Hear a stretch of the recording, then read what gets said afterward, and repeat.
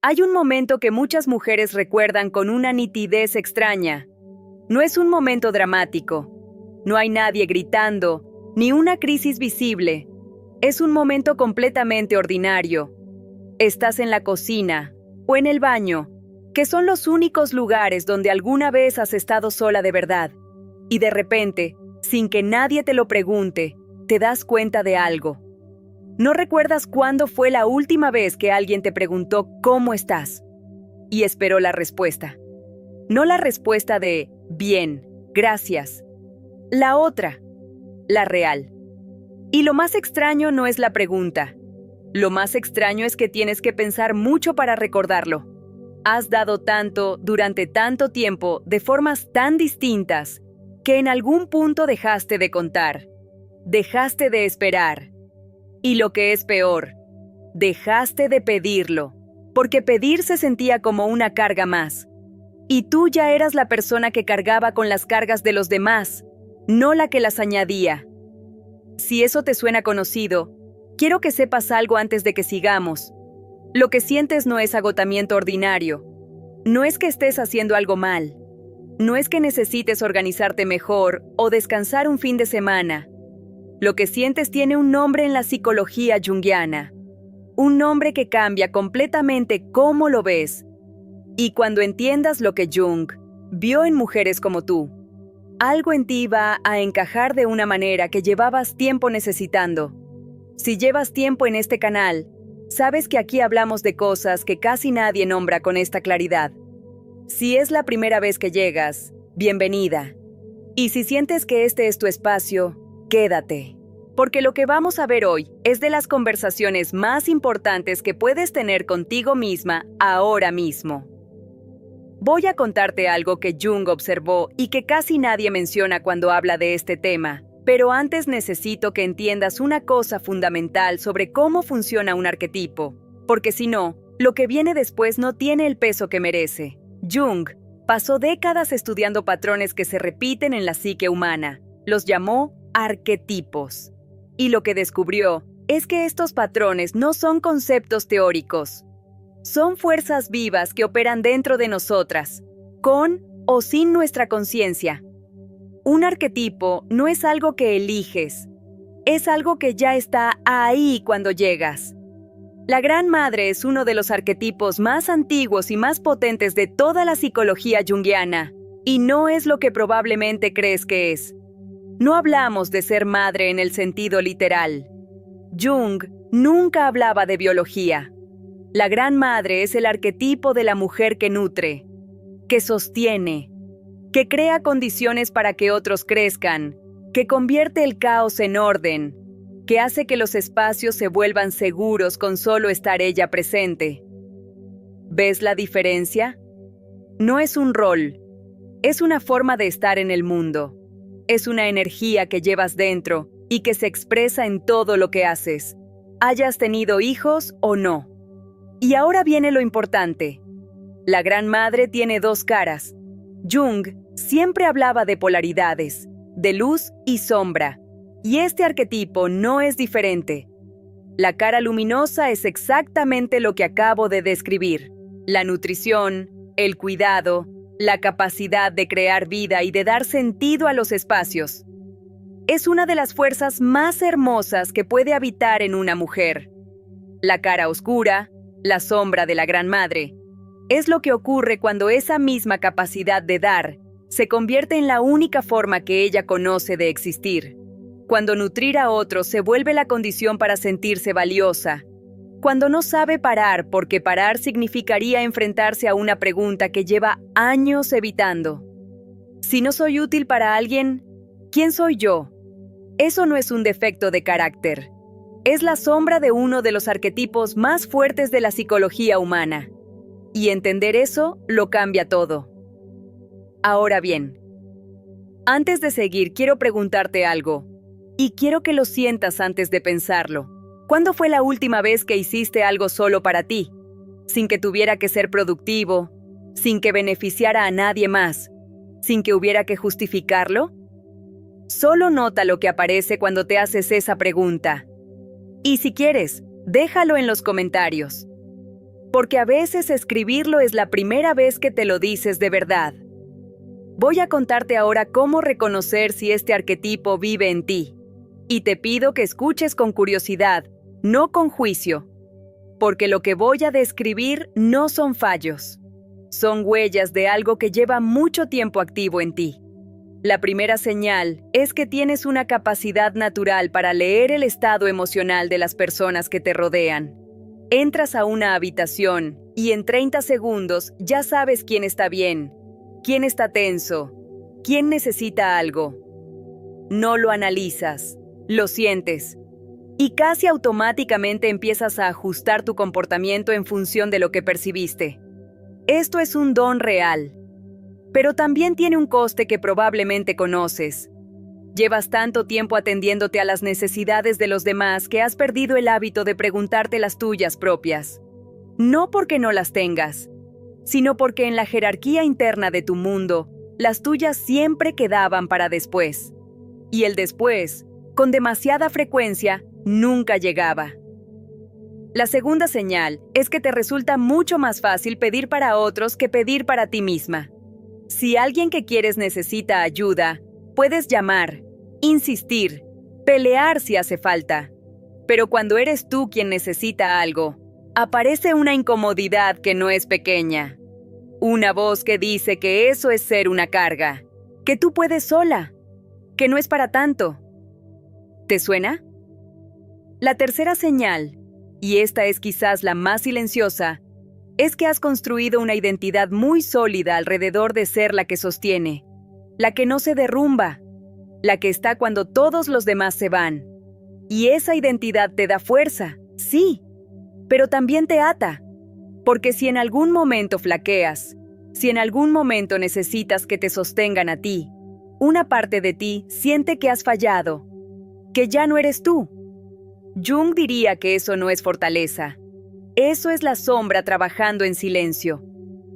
Y hay una cuarta señal que quiero nombrarte porque pocas personas lo hacen con claridad. Las mujeres que viven profundamente desde este arquetipo tienen una relación muy compleja con el reconocimiento. Por un lado, sienten que no lo necesitan. Se enorgullecen de dar sin esperar nada a cambio. Pero por otro lado, cuando durante demasiado tiempo nadie dice gracias, o cuando lo que dieron se da por descontado, algo en ella se agrieta. No con ruido, en silencio. Un silencio que acumula. Y ese silencio, si no se atiende, se convierte en resentimiento. No siempre hacia afuera, a veces hacia una misma, por haber dado tanto sin pedirse nada. Ahora quiero contarte algo que Jung observó específicamente sobre estas mujeres. Algo que explica ese momento de desorientación que muchas atraviesan en algún punto de su vida y que nadie les había explicado antes. Y te prometo que cuando lo escuches, algo va a tener más sentido. Jung habló de algo que llamó la inflación del arquetipo. ¿Qué es lo que ocurre cuando una mujer se identifica tan completamente con una función psíquica que ya no puede separarse de ella? No es que ella tenga el arquetipo de la Gran Madre. Es que ella se convierte en el arquetipo, y eso produce un efecto muy específico que probablemente reconocerás. La mujer desaparece detrás del rol. Cuando una mujer se convierte completamente en la Gran Madre, en la que nutre, en la que sostiene, en la que está disponible para todos, ya no queda espacio para la mujer que tiene miedo, para la mujer que está cansada, para la mujer que no sabe qué quiere, para la mujer que simplemente necesita. Esas partes no desaparecen, se van al inconsciente, se convierten en sombra, y la sombra siempre, siempre, encuentra la manera de salir. A veces sale como enfermedad, el cuerpo diciendo lo que la mente se niega a reconocer. A veces sale como irritabilidad crónica, esa sensación de estar constantemente al límite sin razón aparente. A veces sale como una tristeza sin nombre, esa que no tiene explicación lógica porque desde fuera tu vida está bien. Y a veces sale en forma de un vacío que aparece justo cuando los hijos ya no te necesitan como antes, o cuando la relación de pareja se enfría, O cuando el trabajo que te definía ya no te llena. Como si toda la energía que habías estado sosteniendo de repente no tuviera a dónde ir. Y te quedas mirando ese espacio y no sabes quién eres en él. Eso no es una crisis. Eso es una invitación. Jung lo llamaba individuación. La vida empujándote hacia ti misma. Y aquí es donde quiero que te quedes con algo que puede sentirse incómodo al principio, pero que lleva una liberación muy grande dentro. La paradoja de la Gran Madre es esta. La mujer que más ha dado a los demás es, con frecuencia, la que menos se ha dado a sí misma. No porque sea menos importante, sino porque su capacidad de nutrir se volcó hacia afuera mucho antes de que nadie le enseñara que también podía volcarse hacia adentro. Dicho de otra manera, has estado regando el jardín de todo el mundo, el de tus hijos, el de tu pareja, el de tus amigos, el de tu trabajo, y el tuyo propio lleva años esperando. Esto no es un reproche, es exactamente lo contrario, porque si hay alguien con la capacidad real de transformar esa situación, de aprender a darse a sí misma con la misma generosidad con la que siempre se ha dado a los demás, esa eres tú. La Gran Madre no pierde su capacidad de nutrir cuando empieza a nutrirse. La multiplica. Jung lo vio claramente.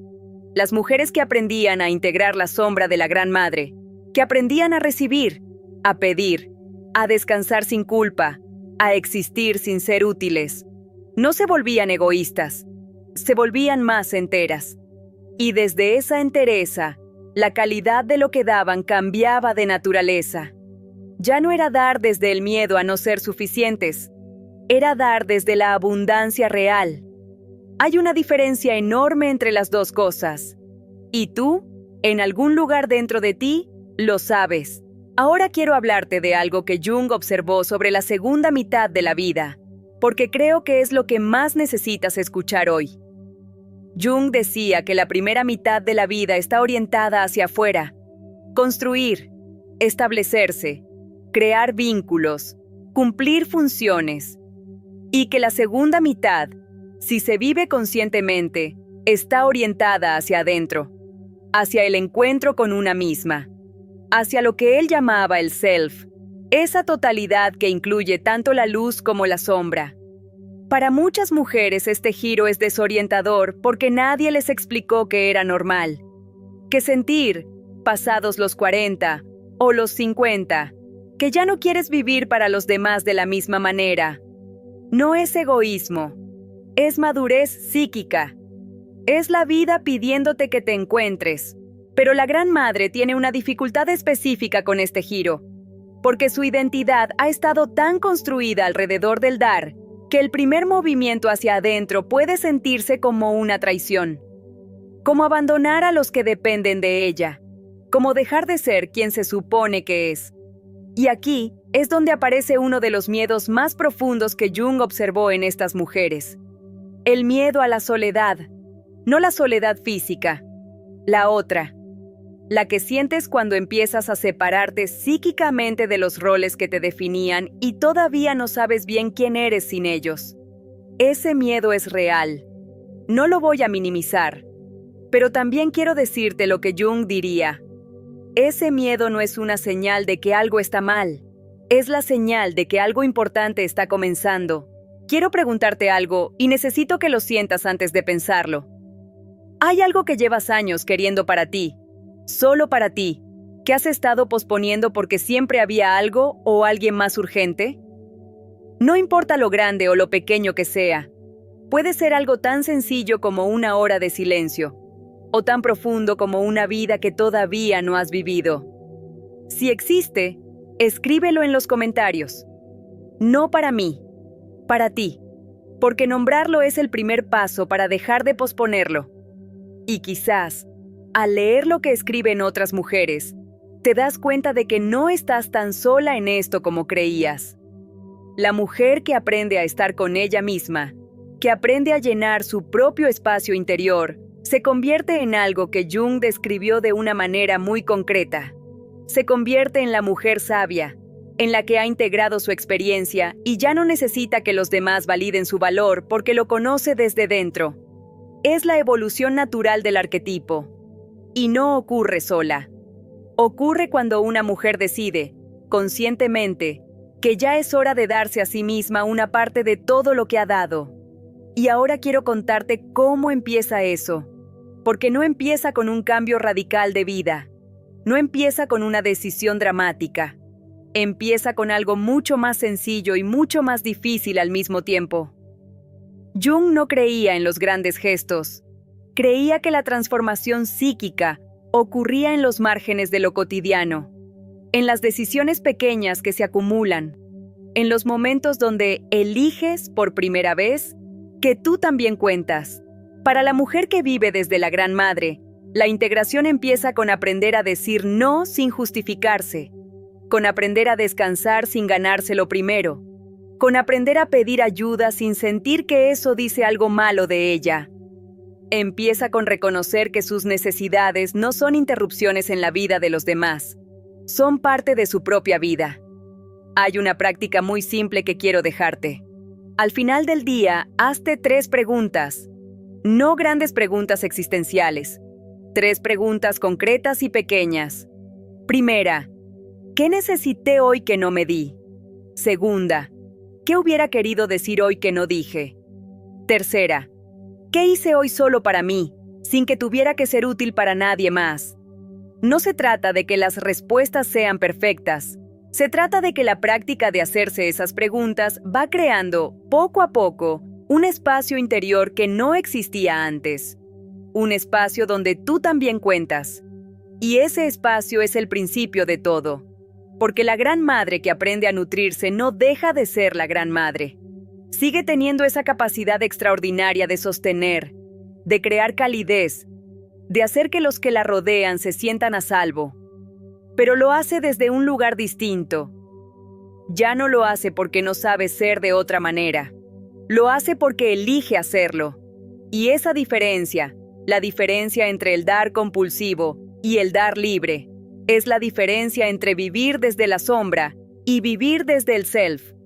Jung lo llamaría individuación. Yo lo llamaría volverte a ti.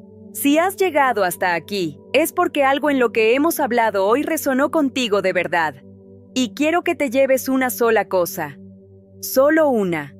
Porque una cosa bien integrada vale más que 10 ideas flotando en la cabeza. Llevas mucho tiempo siendo el suelo sobre el que otros se sostienen. Y eso no ha sido un error. Ha sido una expresión genuina y poderosa de quién eres. De un arquetipo real que vive en ti y que ha dado mucho al mundo. Pero el suelo también necesita que alguien lo cuide. Y esa persona, la única que puede realmente hacerlo, eres tú. No tienes que dejar de dar. Solo tienes que empezar a darte también a ti. Jung dedicó décadas a estudiar a mujeres como tú. Y lo que encontró no fue fragilidad. Encontró una fuerza que todavía no se había vuelto hacia adentro. Una fuerza que, cuando lo hace, produce la transformación más silenciosa y más completa que existe. Eso es lo que te espera al otro lado de este giro. No una versión diferente de ti, una versión más entera. Y si conoces a otra mujer que lleva tiempo dándolo todo sin darse nada a ella misma, mándale este video. No como consejo, como un gesto de cuidado. Porque a veces la cosa más generosa que puede hacer la Gran Madre es señalarle a otra el camino de vuelta a sí misma. Nos vemos en el próximo.